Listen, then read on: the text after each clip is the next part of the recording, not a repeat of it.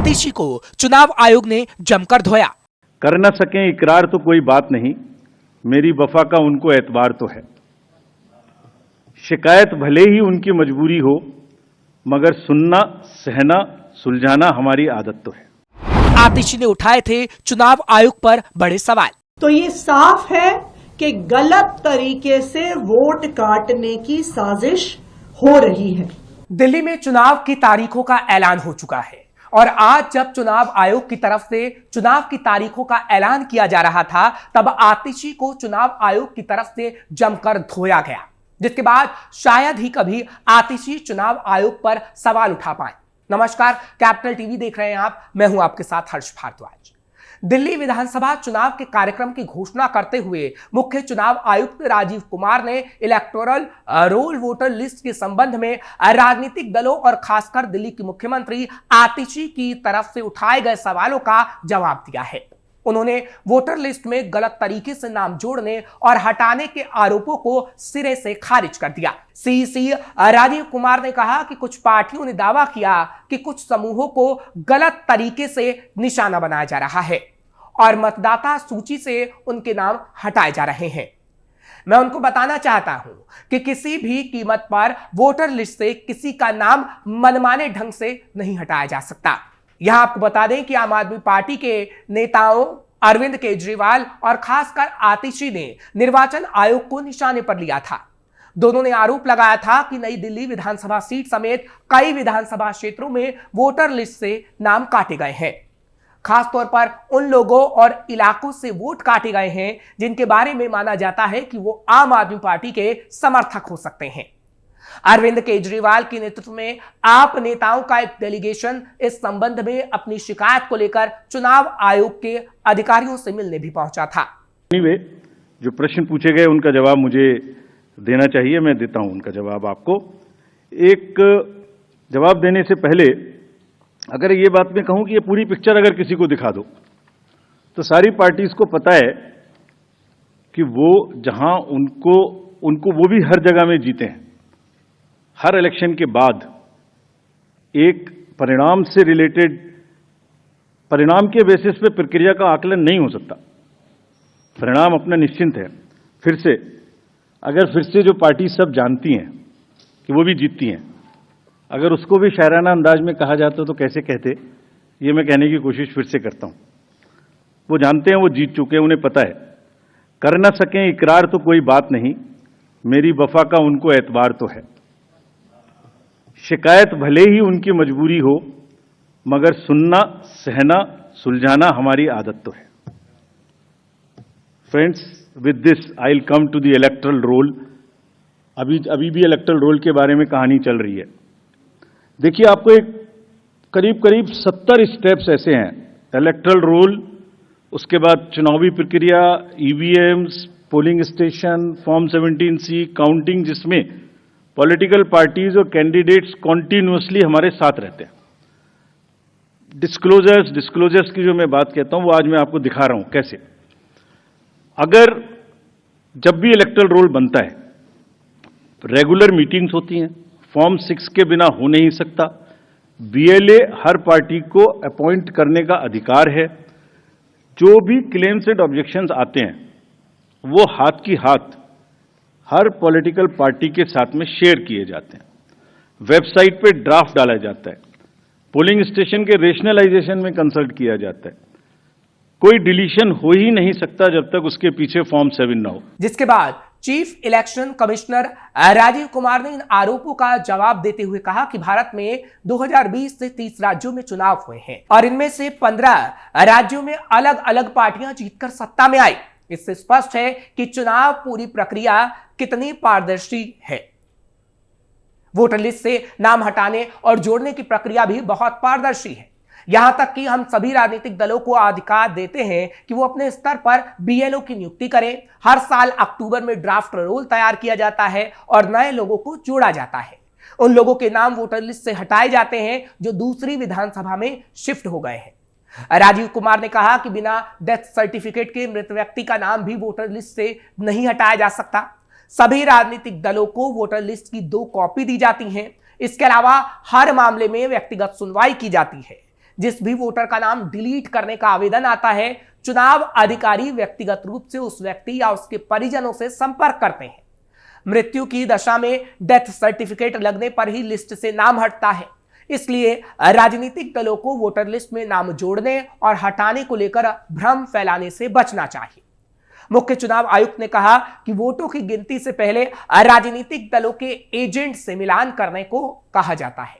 EVM चुनाव का सबसे सुरक्षित तरीका है। ईवीएम किसी भी तरीके से हैक नहीं हो सकती। ईवीएम के बारे में जवाब देने के बाद भी यह कहा गया कि ईवीएम में हेरफेर किया जा सकता है, जो बिल्कुल गलत है। 19 दिसंबर को, सिर्फ 19 दिसंबर को 1527 एप्लीकेशन आई, 21 दिसंबर को 700 एप्लीकेशन आई, 24 दिसंबर को 518 एप्लीकेशन आई, 25 दिसंबर को 675 एप्लीकेशन आई। तो जब समरी रिवीजन हो रहा था, जब इलेक्शन कमीशन के बूथ लेवल के अफसर गली गली मोहल्ले मोहल्ले जा रहे थे, तब ये लोग क्यों नहीं वहां से शिफ्ट हुए दिखे? तो ये साफ है कि गलत तरीके से वोट काटने की साजिश हो रही है। और इसका आंकड़ा देखिए, 6167 जो वोट हैं, ये नई दिल्ली विधानसभा के कुल 5.77% वोट हैं। यानी 10% वोट को जोड़ना, 5.5% वोट को काटना, इतने में पूरे इलेक्शन में हेर फेर करने की साजिश। दिल्ली में विधानसभा की 70 सीटें हैं, जिसमें से 58 सामान्य श्रेणी की, जबकि 12 सीटें अनुसूचित जाति के लिए आरक्षित है। मुख्य निर्वाचन आयुक्त राजीव कुमार ने बताया कि दिल्ली में कुल 1,55,00,000 रजिस्टर्ड वोटर हैं। इसमें 83,49,000 पुरुष, 71,74,000 महिलाएं, युवा मतदाताओं में 20 से 21 वर्ष के, जिनकी संख्या 28,79,000 है, जबकि पहली बार मतदान के पात्र युवाओं की संख्या 2,08,000 है। 2,697 स्थानों पर कुल 13,033 मतदान केंद्र होंगे। इनमें से 210 मॉडल मतदान केंद्र होंगे। अब आपको बताते हैं कि आखिर आम आदमी पार्टी को किस बात का डर सता रहा है, जो बार बार वो चुनाव आयोग पर ही सवाल खड़े कर रही है।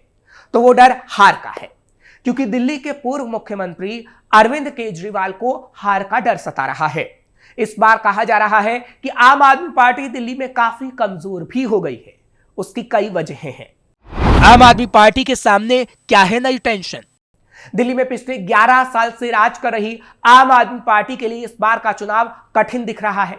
ऐसा इसलिए कहा जा रहा है क्योंकि दिल्ली में जिस कांग्रेस के साथ मिलकर आपने 2013 में पहली बार सरकार बनाई थी, इस बार के चुनाव में वही कांग्रेस आपकी मुश्किल बढ़ाती दिख रही है। यह दरार तब आई जब हाल ही में हरियाणा के विधानसभा चुनाव में आपने कांग्रेस के साथ गठबंधन नहीं किया। गठबंधन नहीं होने की वजह से दोनों पार्टियों ने अलग अलग चुनाव लड़ा और दोनों को ही हार का सामना करना पड़ा। खास बात यह है कि आपको हरियाणा में एक भी सीट नहीं मिली थी, जबकि कांग्रेस ने 37 सीटें जीती थी। हरियाणा में बीजेपी ने 48 सीटें जीतकर बाजी मारी थी और नायब सिंह सैनी फिर से सीएम बने। कई कारणों से दिल्ली में मुश्किल में आप।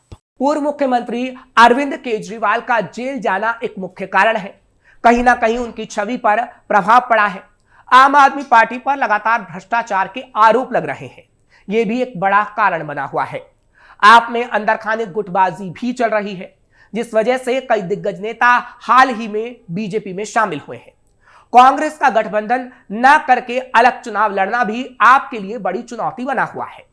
बसपा ने भी सभी सीटों पर उम्मीदवार उतारने की घोषणा की। बहुजन समाज पार्टी की मुखिया मायावती ने दिल्ली में सभी 70 सीटों पर उम्मीदवार उतारने की घोषणा की है। मायावती ने अपने भतीजे आकाश आनंद तक को दिल्ली के चुनाव के लिए बड़ी जिम्मेदारी दे दी। आकाश आनंद दिल्ली में ताबड़तोड़ रैलियां करके अपने समाज के लोगों का मूड बदल सकते हैं। अनुसूचित जाति के लोगों के वोट अगर बसपा को जाते हैं तो आम आदमी पार्टी की मुश्किल बढ़ सकती है। ऐसे में यह भी आपके लिए टेंशन बना हुआ है। आपकी राज्यसभा सदस्य स्वाति मालीवाल का मामला भी काफी सुर्खियों में रहा। स्वाति मालीवाल ने पार्टी के मुखिया पर गंभीर आरोप लगाए थे। इससे भी पार्टी पर सवाल खड़े हुए थे, जिसके बाद आम आदमी पार्टी कमजोर हुई है और इस बार वो इन चुनावों में इतना मजबूत नहीं है जितना हर बार रही। फिलहाल दिल्ली विधानसभा चुनाव की तारीखों का ऐलान चुनाव आयोग कर चुका है। यहां एक ही चरण में मतदान होंगे। मतदान की तारीख 5 फरवरी है, वही मतगणना 8 फरवरी को होगी। चुनाव आयोग की प्रेस कॉन्फ्रेंस में मुख्य चुनाव आयुक्त राजीव कुमार ने कहा कि लोकतंत्र में भागीदारी बढ़ाएं, नए साल में पहली बारी दिल्ली की है। हमें उम्मीद है कि दिल्ली दिल से वोट करेगी। दिल्ली की 70 सदस्यीय विधानसभा का कार्यकाल 23 फरवरी को समाप्त हो रहा है। नए सदन के गठन के लिए उससे पहले चुनाव होने हैं। दिल्ली में पारंपरिक रूप से एक ही चरण में विधानसभा चुनाव करवाए जाते हैं। दिल्ली में 1993 से लेकर अब तक 7 विधानसभा चुनाव हुए हैं। ये 8वीं बार चुनाव करवाए जाएंगे। इस बार साफ होगा कांग्रेस आपका सुपड़ा। दिल्ली में पहला चुनाव 27 मार्च 1952 को हुआ था। इस चुनाव में कांग्रेस को जीत मिली थी। कुल 48 सीटों पर चुनाव हुए थे। साल 2013 के चुनाव में किसी एक दल को बहुमत नहीं मिला था। बीजेपी 31 सीटें जीतकर सबसे बड़े दल के रूप में उभरी थी। पहली बार चुनाव में उतरी आम आदमी पार्टी ने 28 सीटें जीतकर कांग्रेस के समर्थन से सरकार बनाई। ये सरकार 49 दिन में गिर गई। 2015 के विधानसभा चुनाव में दिल्ली में आम आदमी पार्टी को बहुत बड़ी जीत मिली। 70 सीटों में से पार्टी को 67 सीटों पर जीत मिली। इस चुनाव में कांग्रेस का सुपड़ा साफ हो गया। 2020 के विधानसभा चुनाव में भी आम आदमी पार्टी ने एक बार फिर बड़े अंतर से जीत दर्ज की थी। 70 में से 62 सीटें पार्टी ने जीती थी। लेकिन इस बार तस्वीर काफी अलग नजर आ रही है और आम आदमी पार्टी कमजोर पड़ती नजर आ रही है और जनता भी आम आदमी पार्टी को अब नकारने का काम कर रही है। फिलहाल आपको ये खबर कैसी लगी, आप कमेंट सेक्शन में हमें जरूर बताएं। खबर को लाइक करें और हमारे चैनल को सब्सक्राइब जरूर करें।